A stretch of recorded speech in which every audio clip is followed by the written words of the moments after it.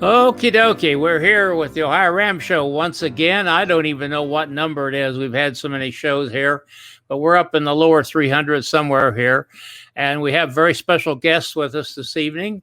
We have Anthony Gordon on from VRAAM.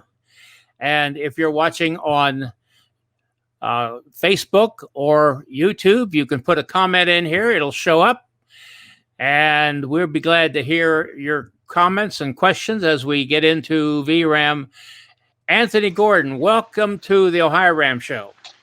Hey, thank you, Lee. Thank you for having us. And we're live from Sydney, Australia. Well, I don't have your sound. You don't have sound? Yeah, that's there we go. Is that good? Rupert there in the background. We had him on the show earlier, and we're going to be talking to him a little later. And I want to introduce Jim Lawyer here, who also he's doing the 60. He just lives a few miles from me, and he has been instrumental in getting the 3 staff time stations going here in Ohio. They are staffed around the clock during the race across America, all with good people who lose a lot of sleep. And Jim helped start all 3 of them, and he's now captaining our station there in Chillicothe. Hi, Jim. How are you this evening? Very good. How about yourself? Hey, whatever you did for your microphone really improved things. Yeah, I got an over-the-ear one now, so we're good. Okay, it's great. It's great. And yeah, we want to welcome people in here. I see some people popping in here. And before we get started, I want to introduce Anthony Gordon. Anthony, just what is your relationship with VRAAM? Yeah, well, basically, I came up with the idea about 2.5 months ago when the COVID pandemic hit and RAM was cancelled. Spoke with Rick and all of Rupert's team and thought let's try and see if we can do this virtually. So not only Rupert but all the riders around the world, their training would still be put in good use, and they could still ride whilst everything was in lockdown. Okay, and is this a product of Full Gas? Is that correct? Is that how that works? No, actually, we came up with the concept and worked out how to put it together. And we shopped around to a number of platforms, including Zwift and a few others. And Full Gas were the guys that could actually develop a course that would not only be interesting enough over the period of time, but their servers and the delivery could actually cater for the number of riders that we have. Okay, so you guys did a lot of work, didn't you? Yeah, I mean, the team was about 12 people, and it took us, we were working around the clock. So to get this happening within 6 weeks, we were working at least 16, 17-hour days, 7 days a week, which COVID allowed us to do. Everyone's work dried up, and we're also sort of stuck at home. It was a really nice positive thing to actually throw out to the world.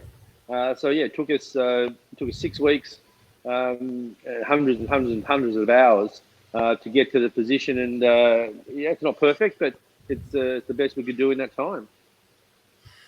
Okay, well, Jim here is IT manager for a company here in Ohio, a large company, and I think he knows something about what might have gone into it.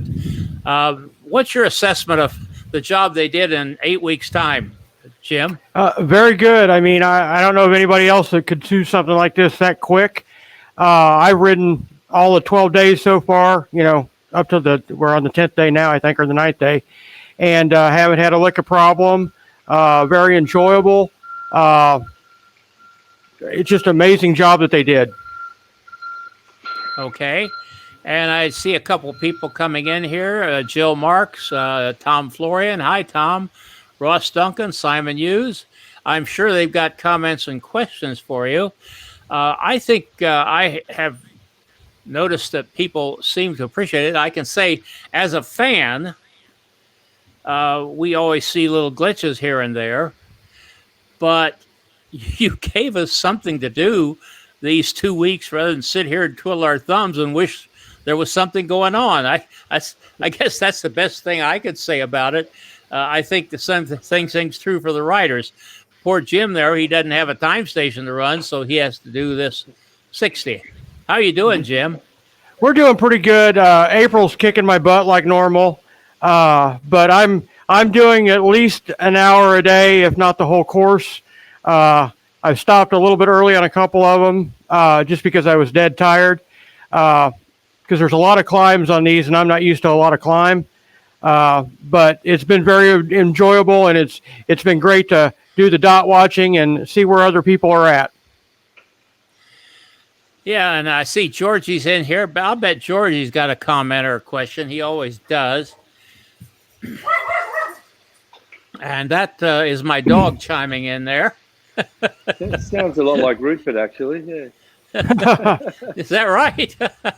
Yeah. Well, Rupert tends to make those sounds quite a lot. Normally about sort of 4:30 in the morning. Okay. Well, it's what, 8:30 Friday morning there, isn't it? Yeah. 8:30. Just past 8:30 Friday morning. It's a lovely, crisp morning here in Sydney, and Roop's pretty much on track for a good finish. He's had we rested him well last night. He's eating well. Everything's going well. We've all his vitals are going well. So and he's still smiling, happy, chirpy. It's like he just started. I think when you get to this level of athleticism, he sort of, it's like being the third week of a Grand Tour. He kicks in and he's pretty strong. But I've been speaking to a lot of the riders. I had a lovely conversation with Hiro Suzuki yesterday, and he's tiring because he went out pretty hard. But I think overall we've had quite an overwhelming response to what we're trying to do. We've had a few little niggles, but again, it wasn't meant to be perfect. It was just meant to be something, and that's all you can really hope for, I guess. Yeah. Well, definitely, and you guys have done a great job. Like I said, it's been very enjoyable for us, and no or very small glitches here or there, but everything's been great. Yeah, I think I'm guessing, just not knowing any more about it, that your server probably got overloaded a couple of times because we had a little trouble downloading the leaderboard. But other than that, we haven't had any problems here. We have heard some people that have, but on the internet, Jim, as you well know, you never know where a problem might be. There's a lot of hitches between Australia and the rest of the world. That's correct. So are you a cyclist yourself, Anthony? How did you get hooked into this thing? Yeah, I mean, look, I said from the get-go, I'm not really an events guy at all. I've said to Rick Botham quite a few times that, it's I've filmed VRAAM 3 times, and I was a cyclist my whole life, and I stopped cycling a few years back now because I was traveling so much with my film work that I couldn't carry bikes and cameras. So I went into more of the more adventurous sports rather than just cycling. But I've filmed a lot of the professional tours and cyclists over the last 20 years of my career. I've sort of made a living out of filming adventure, ultras, expeditions, and in the last few years in particular, a lot of ultra cycling. So when it came down to doing this, I applied a lot of the knowledge of what I'd seen behind the scenes. I'd probably seen more behind the scenes and more athletes than most race directors have in the world. So it made it a little bit easier to apply some knowledge to it. And then I brought in, some experts in the field, not just Rick, but Dave Fell from Revolve 24, who runs the only Australian VRAAM qualifier. So I brought in the expertise that filled the gaps of my knowledge. And then, from the service perspective, the guys at full gas, where the rest of the world is got to go into a flat spot, the virtual world was going into its biggest boom ever. So the server issues was about scalability and staffing. And I think what the full gas guys pulled off on a giant leap of faith in within 6 or 7 weeks is remarkable. And anyone that wants to have a crack at it, it's not easy. And what they've done, considering as well in this virtual world and the COVID world, we've never even met the gentlemen that run the company. It's all been done through Zoom chat. So it's a very interesting business case to be held as well. And I can't speak highly enough of the whole team that put it together, that we're all working for free and donating their time. It's quite a humbling experience. So my background wasn't cycling, behind the camera, and I used to race when I was a lot younger and fitter. I've got a lot of background in cycling. And this really isn't a cycling event. This is an event to give people, a bit of positivity and hope in in a quite a chaotic world. Yeah. Yeah, Definitely. indeed. And actually, Gebby says, great work, guys. Awesome effort, Rupert and Anthony. I've enjoyed doing the 60. And we will have Rupert, I promise, tomorrow, maybe about this time, if this works out. We'll try to get Rupert on here for a few minutes to see how he's doing. So, as I understand it, at the end of 12 days, which for us, Jim, I would believe would be 9 o'clock Sunday morning, I believe so. Yes. you're going to, at that point, draw a line and declare the winners. Is that correct? Yeah, that's correct. So the 12 days will be drawn, and so this is whoever's effectively gone the furthest will be the winner of the categories, except for the for VRAAM, because that was obviously a distance-based event, and Rick's going to be dealing with some things on that. Yeah, but the course is going to stay open. As with RAAM, if you miss some cutoffs, you're still entitled to ride to Annapolis. So Full Gas are keeping the course open so people can ride. And enjoy it and experience the full distance if they choose to. And that's really important. Well, I know some people are planning on riding the full distance, and Jim and I will be following at least one of them, and you'll be hearing that whole process. My experience on a trainer is so limited. I can't even imagine the kind of time you guys are putting in. Jim has had a lot more experience with that than I have, but that was before the days, Anthony, of computers and graphics and all that kind of stuff. I did finally put a TV set in front, and I found that you couldn't watch TV. I was riding rollers. You had to pay attention when you're on rollers, and so yeah, about an hour, Jim, was about enough for me. There you go. Okay. So what's the future of virtual racing? What do you think, Anthony? Do you see this going on, doing something like it? I've heard some people say it ought to be done the same time as RAAM. I've heard some people say it could be done in the wintertime. Well, that's our winter time.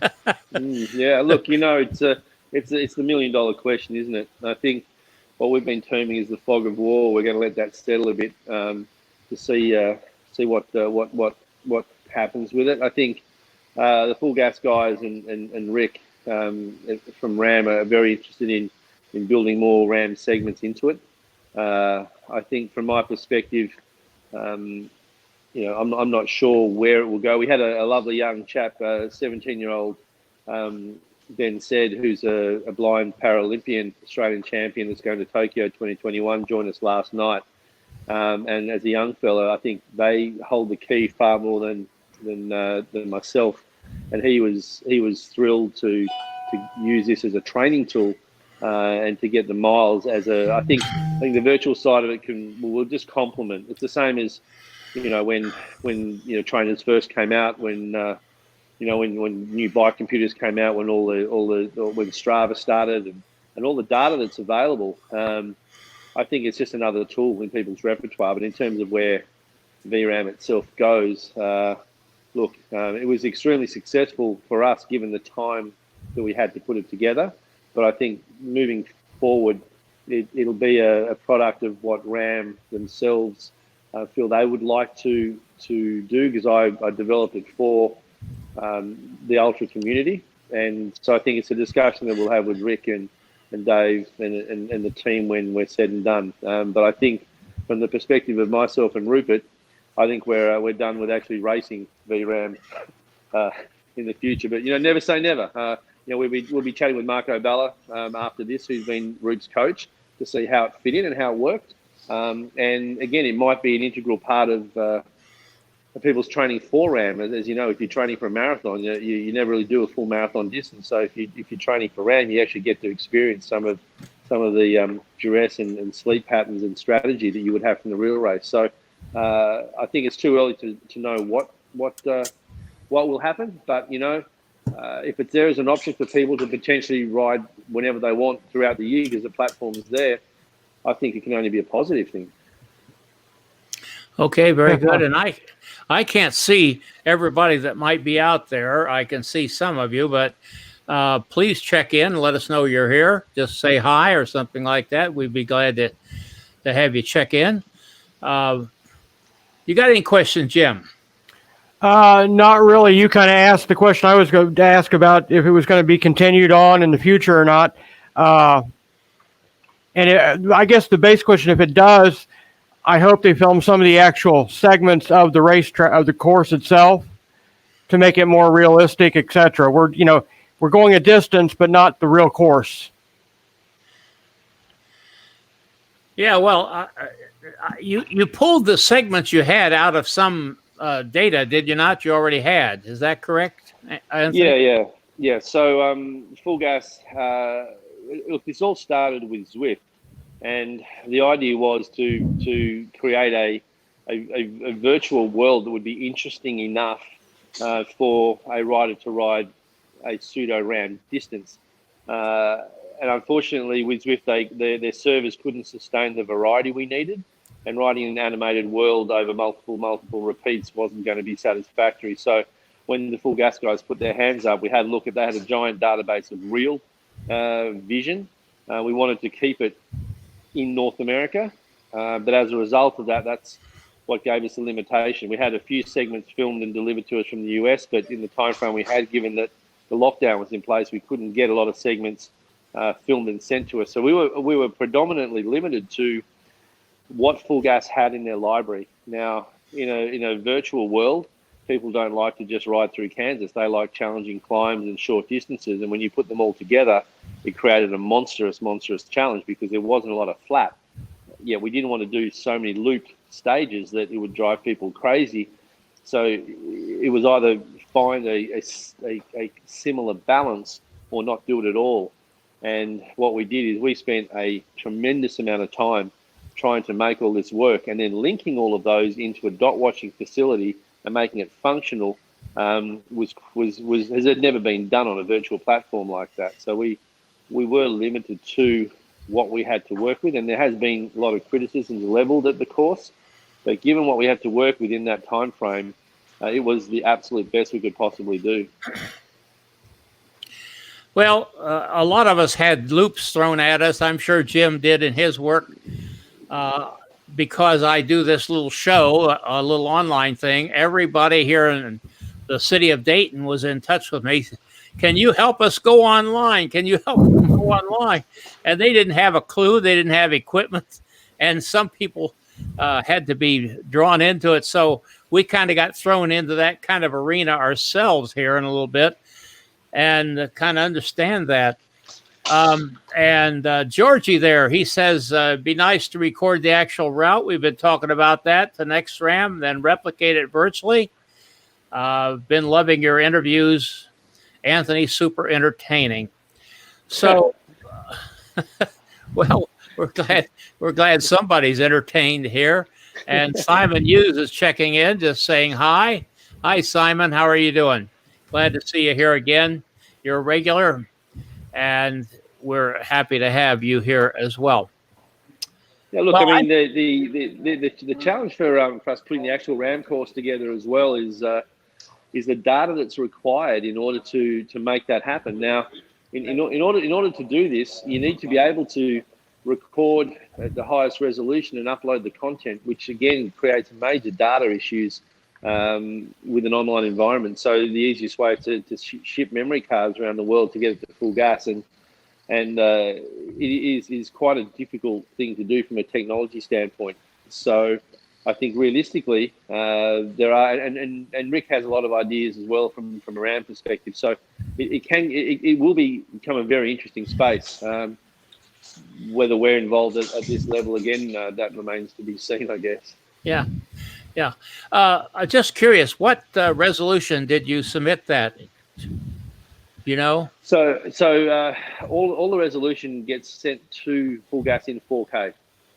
So it's full-time HD resolution, but with a course this long and to allow people to download effectively, the 720 resolution was the most feasible because again, bandwidth around the world doesn't allow to have 4K content, and we're not even filming in 4K.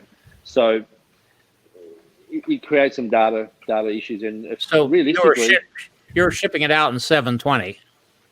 Yeah, so people can download in 4K if they want to, but we're recommending 720 for the duration and also for the for the internet. Yeah.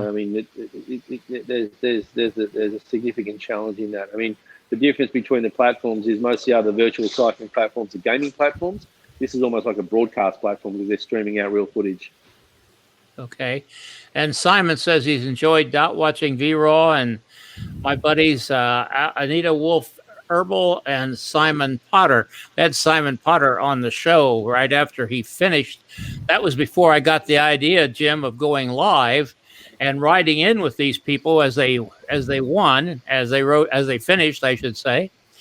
And I think we're going to be doing more of that at Annapolis, virtual Annapolis. Even though the cutoff will have passed, we're going to try to ride in with a couple people and enjoy them that way. Yeah, so, we're having.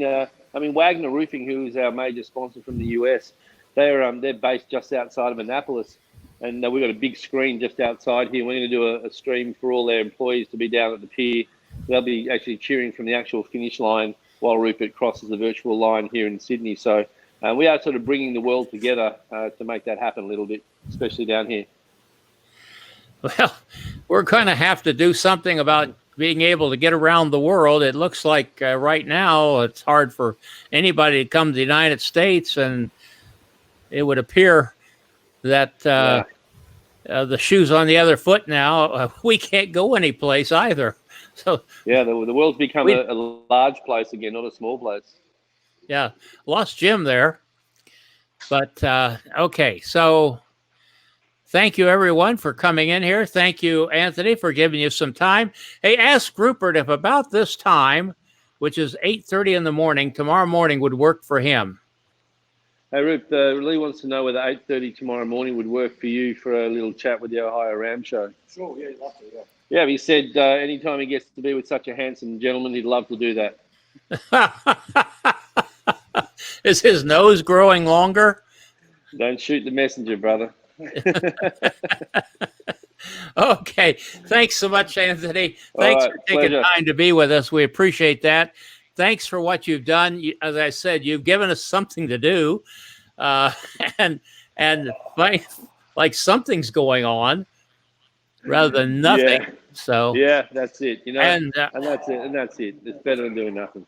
Sometimes. I can tell you, much as we appreciate what you've done, I want to be out there at the time stations next year, seeing real people riding real bikes on real roads. And I know you do too. But you've done a wonderful job. Thank you so much. And thank you, guys. See you later. Thank all of you for watching. This is the Ohio Ram Show, where we try to put the ultra and ultra cycling. And if you're watching on YouTube, we would appreciate it if you'd hit that little subscribe button there. And if you're watching on Facebook, you can hit a like and you'll get notifications either way. Jerry Phelps, I see you popped in here after everybody's left. Just a little bit short on the trigger. We're glad to have you just the same. And for that, goodbye. The next show we have scheduled is Hoppo is going to be back for another episode as he gets closer to his goals. It'll be tomorrow evening, Friday evening here in the United States, I think around 10. Hey, watch the notices. They'll be on the Facebook page, the Ohio Ram Show page, and elsewhere. And we'll keep in touch with you. Thanks, everybody. And have a good time. Good luck. Stay safe. And wash your hands. Wear those masks. Bye-bye. This is Gregory Zuber, thanking you for watching and sharing. Music by Kevin MacLeod.